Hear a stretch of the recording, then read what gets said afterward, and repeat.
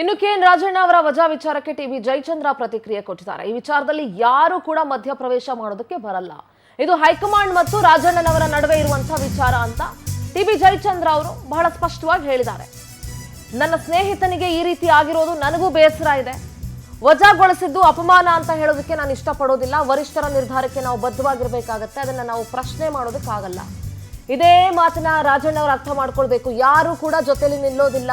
ಒಬ್ಬಂಟಿ ಆಗ್ಬಿಟ್ಟಿದ್ದಾರೆ ರಾಜಣ್ಣ. ಈಗ ದೆಹಲಿಯ ವಿಶೇಷ ಪ್ರತಿನಿಧಿ ಟಿಬಿ ಜಯಚಂದ್ರ ಹೇಳಿಕೆ ಕೊಟ್ಟಿದ್ದಾರೆ.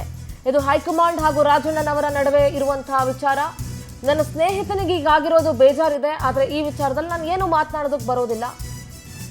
ವರಿಷ್ಠರ ನಿರ್ಧಾರಕ್ಕೆ ನಾವು ಬದ್ಧವಾಗಬೇಕಾಗುತ್ತೆ. ನಾವು ಏನು ಪ್ರಶ್ನೆ ಮಾಡೋದಕ್ಕಾಗಲ್ಲ ಅಂತ ಟಿಬಿ ಜಯಚಂದ್ರ ಪ್ರತಿಕ್ರಿಯೆ ಕೊಟ್ಟಿದ್ದಾರೆ.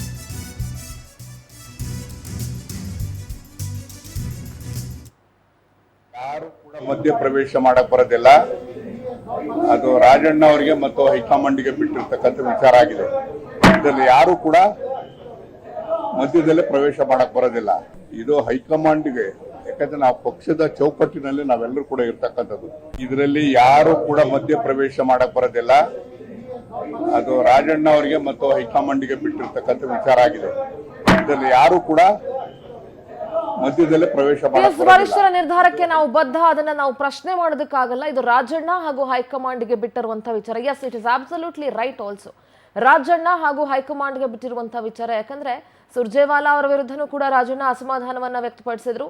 ರಾಹುಲ್ ಗಾಂಧಿ ಅವರು ಈಗ ಮತಗಳ್ಳತನದ ಆರೋಪ ಮಾಡಿದಾಗ್ಲೂ ಕೂಡ ನಮ್ಮದೇ ಸರ್ಕಾರ ಇತ್ತಲ್ವೇನ್ರಿ ಅಂತ ಸತ್ಯನೇ ಹೇಳಿದ್ರು. ಆದ್ರೆ ಟೈಮಿಂಗ್ ವಾಸ್ ರಾಂಗ್.